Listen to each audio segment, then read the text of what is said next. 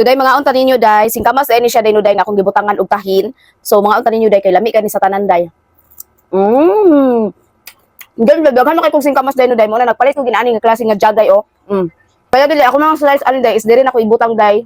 Kay para di siya madaot. Ibutang ako sa rep, ibutang na ko ani nga jug. Kay kani man ko siya day empty jug day, kay kuan man ko siya day glass. Baga siya day daghan kong singkamas karon kay tin singkamas may karon. So mo na butangan ani. Lami ang singkamas day ko tahin ang imong ituslo siya ipares iya ha. Ibutan yung singkamas ani every time nga mukaon ka. Makuha ra ka kay para fresh lang po ang singkamas. So barato na kayo sa tanan day dapat daghan ani. Daghan siya tahin. Ug nagpalit mo kog daghan ani day kay lagi day ako po siya gamiton day kung mag overnight oats ko. Nindot man gud siya day oh.